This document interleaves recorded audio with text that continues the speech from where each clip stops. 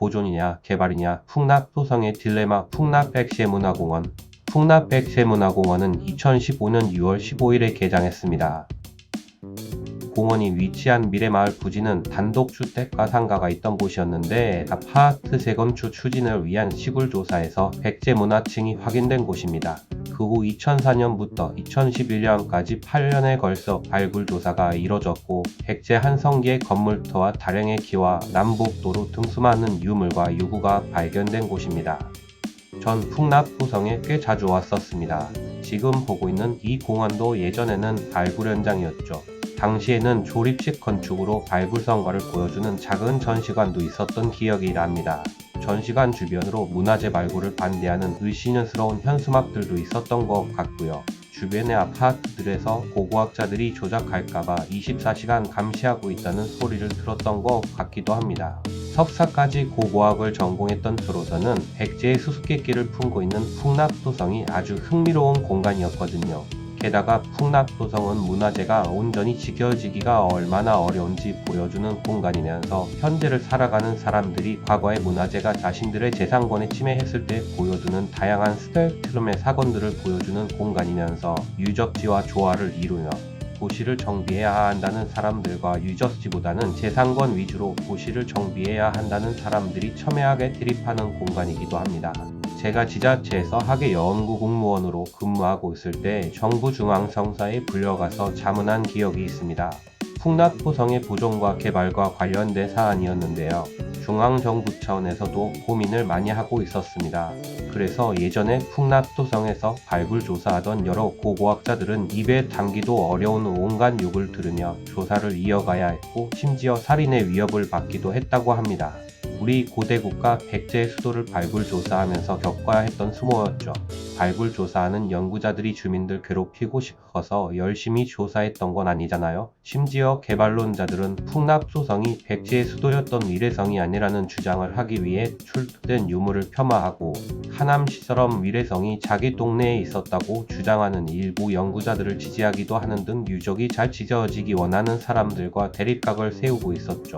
지금도 진행 중이기도 하고 전 몇 년 전에 풍납동 도시재생센터를 운영한 적이 있습니다. 정확히 말하면 제가 운영했던 연구소에서 도시재생센터의 위탁 운영을 했었죠. 그 공간을 운영하다 보니 정말 별의별 민원이 다 있더라고요. 그곳에서 문화재를 키기려는 자들과 재산권을 지키려는 자들의 갈등이 극대화된 곳이라는 생각을 했고 어떻게 이 두 그룹을 상생시킬 수 있을 것인가에 대해 진지하게 고민했던 적이 있었죠. 서로의 주장을 이해하고 상생할 수 있는 최적의 방안을 찾기 위한 노력을 해야 하는 대한민국 문화재 분야의 가장 뜨거운 감자가 바로 풍납토성이 아닐까 합니다. 방안은 분명히 있습니다. 어찌 보면 보존하려는 분들은 최대한 규제를 해야 조금이라도 더 보존할 수 있을 것이라는 생각에 무조건 보존을 주장해서 주민들과 척을 졌을 수도 있습니다. 물론 주민들도 최대한 규제를 풀어야 한다는 생각에 폭력 행사까지 했었을 것이고요. 저는 풍납토성 같은 중요한 문화유산의 보존을 위해 모든 개발을 막아야 한다는 입장은 아니고요. 오히려 최적의 개발 방안을 마련해서 주민들의 사유재산권 침해를 최소화하면서도 유적을 보호하는 방안을 찾아야 한다는 입장입니다. 문화재가 나올 때마다 보존한다면 우리나라에서 쓸만한 땅은 대부분 보존되어야 할 테니까요. 문화유산의 보존에는 선택과 집중이 꼭 필요하다는 입장입니다. 물론 풍납토성은 그 선택과 집중에서 너무나 중요한 유적이기 때문에 정말 최적의 솔루션을 찾기 위해 노력해야 하는 곳이라고 생각하고요. 아무쪼록 최적의 솔루션을 찾아서 풍납토성이 문화유산 보존과 개발이 시너지 효과를 가져온 좋은 사례가 될 수 있기를 기대하면서 영상을 이어가도록 하겠습니다. 풍납백제문화공원에 대해서 설명하다가 한참을 삼천포에 갔다 왔네요. 다시 공원으로 왔습니다.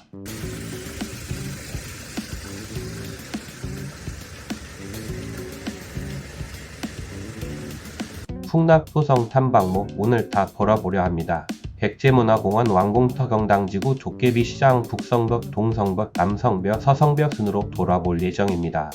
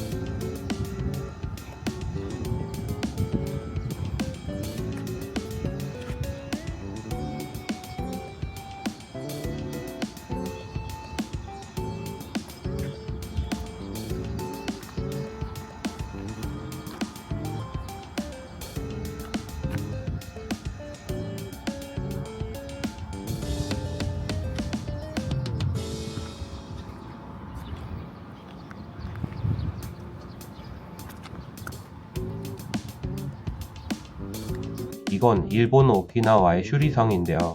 타일에 그림을 입혀서 보여주는 방식을 보여주고 있습니다. 일본에서 유적지 복원 공간에 많이 쓰이는 방식인데요. 방금 풍납도성에서 보신 방식과 유사하죠. 우리나라에서 일본의 문화재에서 참고를 많이 하거든요. 공원의 시설이 어떤 유적을 벤치마킹했는지 정확히는 모르지만 이런 방식의 정비가 한국과 일본에서 많이 활용되고 있고 일본이 먼저 활성화시킨 방법이긴 합니다. 원조가 어디면 어때요? 좋은 방법 있으면 서로서로 정보 교환하면서 상호 발전시키면 되는 것이죠. 안 그래요?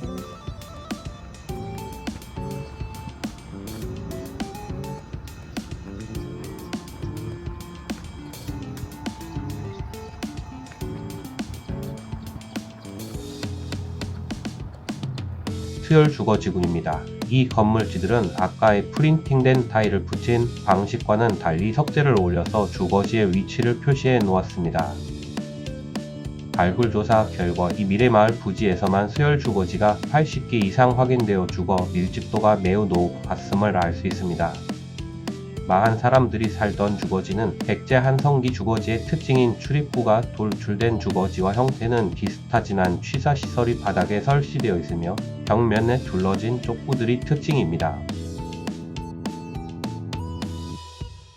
이후 백제 사람들이 남긴 주거지는 삼국 중에서 유일하게 돌출된 형태로 만들어졌으며 주거지 안에는 부두막과 주방 공간 등 다양한 시설이 확인됩니다. 그리고 큰 방에서 좁은 통로 공간을 만들어 작은 방과 공간 분할을 했으며 작은 방에는 바깥으로 드나드는 출입시설을 설치했습니다. 이 외에도 지붕과 벽체를 지탱했던 벽기둥과 소형의 저장시설 등이 함께 확인됩니다. 438호 수열식 창고, 이 창고에서 대량의 물품을 보관하던 대용이 3점 확인되었으며 대용 내부에서 중국제 청자환이 출토되었습니다.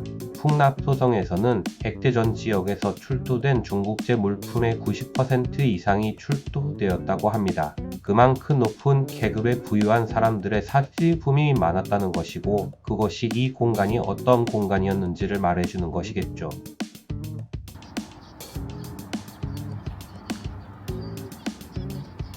438호 수열식 창고에서 발굴되었다는 대용을 형상화한 조형물이라고 합니다.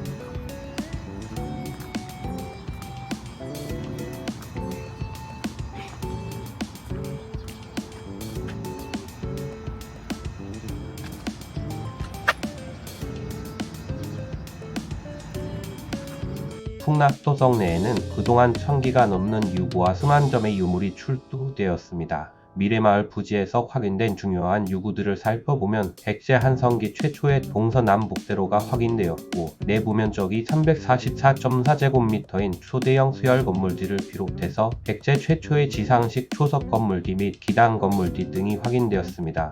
이런 대형 건물들은 공공시설이었을 것이고요. 경당 지구에서는 신전으로 추정되는 건물지와 제사 관련 유구가 확인되었습니다. 평면이 여자형의 형태를 가지고 있는 이 건물지는 주변으로 굴을 설치하고 그 안에 목당과 소토를 가득 채운 특수 건물지로 일종의 신전이었을 것입니다.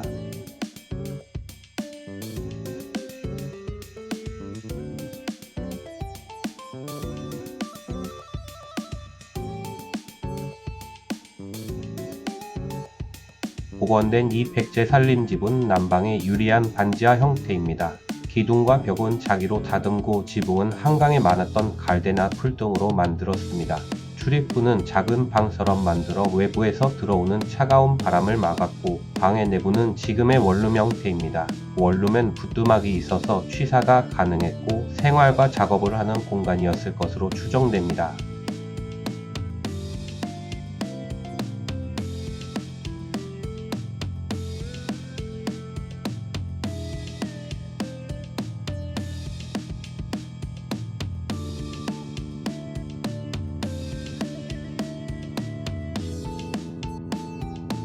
백제인들은 밥과 죽, 국물 음식, 반찬 등을 먹었습니다. 경당지구 발굴조사에서 참돔, 보거뼈, 고등이 나왔습니다. 밥은 죽, 오리, 콩, 팥살 등을 섞거나 갈아 치류해서 찐 잡곡밥 또는 떡을 만들었고 죽은 냄비 역할을 하는 발에 국물과 채소를 넣고 끓여 만들었습니다. 발효 음식도 먹었는데 생선과 밥을 섞은 식혜, 젓갈, 백김치, 된장 등을 먹었다고 해요.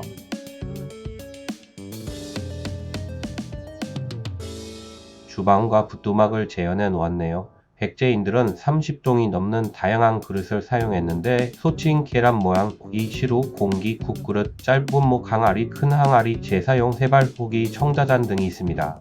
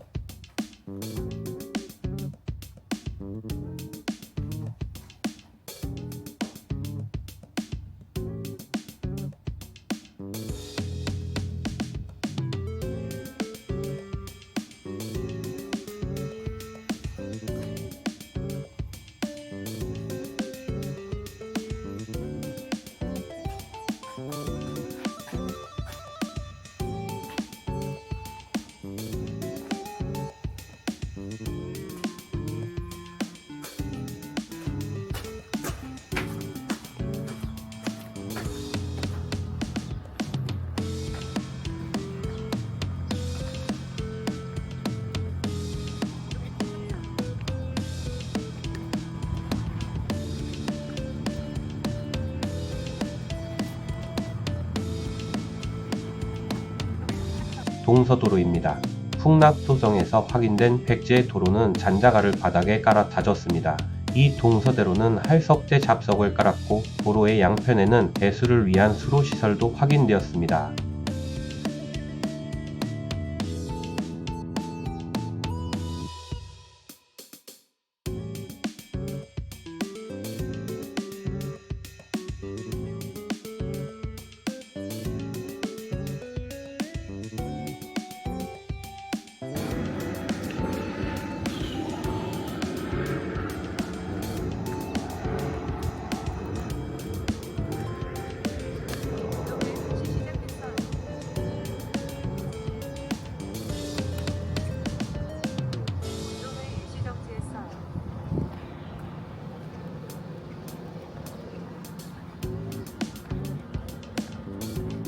이 언덕은 풍납도성의 내성벽입니다. 이 내성벽은 서성벽의 중앙문지를 안쪽에서 감싸고 돌아가는 내성벽의 북반부로 이 언덕 위에 특수한 건물지 등을 세우기 위해 마련한 평탄대지로 추정됩니다. 이 시설은 한강변과 연결되는 중요한 통로에 위치하면서 서문지를 통해 출입하는 물자와 사람을 제어하고 통제하는 역할을 수행했을 것입니다.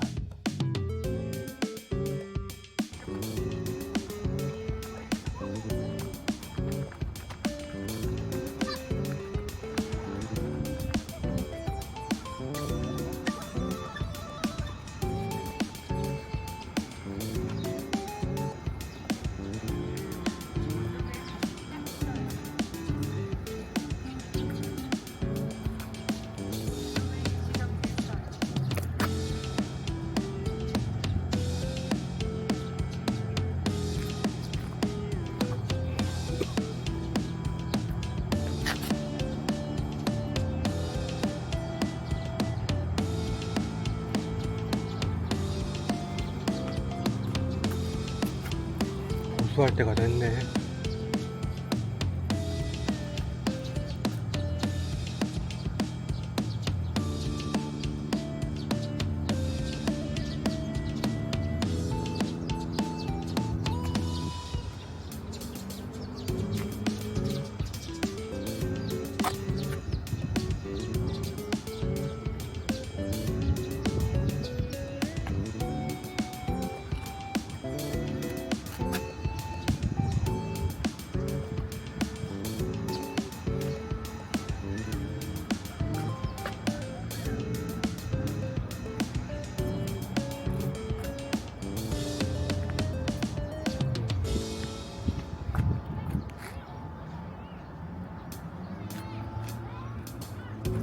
지상식 건물지들이 모여있는 곳입니다.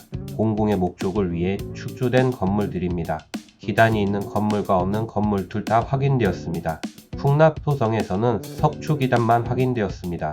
이중기단 형태가 확인되어 위계가 높은 건물이 있었음을 알 수 있습니다. 건물지 주변에서는 기와가 확인되어 관성, 신전 등 지체 높은 기와 건물이었음을 추정할 수 있습니다.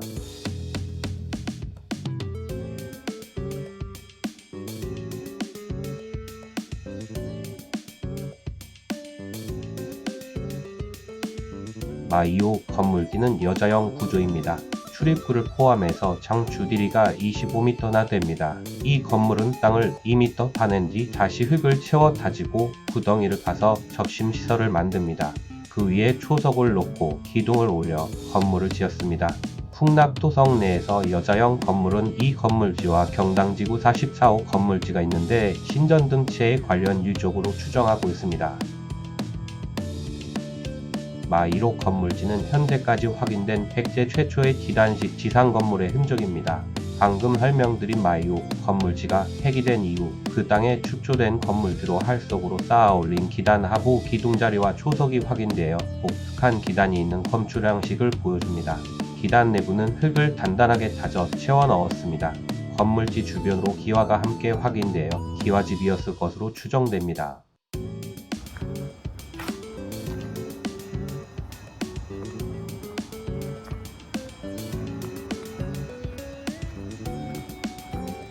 라이로 건물지는 라이오 건물지와 나란히 축조된 장방향의 대형 지상 건물지입니다. 장축은 동서방향인데 21.6m나 됩니다.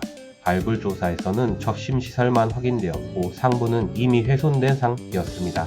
적심은 지름이 2.4m에서 1.9m 정도로 원형이며 0.5m 내외의 깊이로 땅을 파고 점토와 강자갈을 섞어 채운 형태였습니다.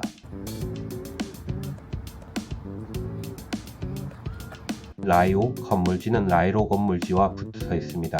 정면 7간 측면 4칸입니다. 라이로와 2호 건물 모두 주칸이 3m가 안 되는데 기둥이 굉장히 촘촘히 박힌 형태입니다. 실내에 기둥이 이렇게 많았던 건물들의 용도는 과연 무엇이었을까요? 건물의 규모는 꽤 큰데 말입니다.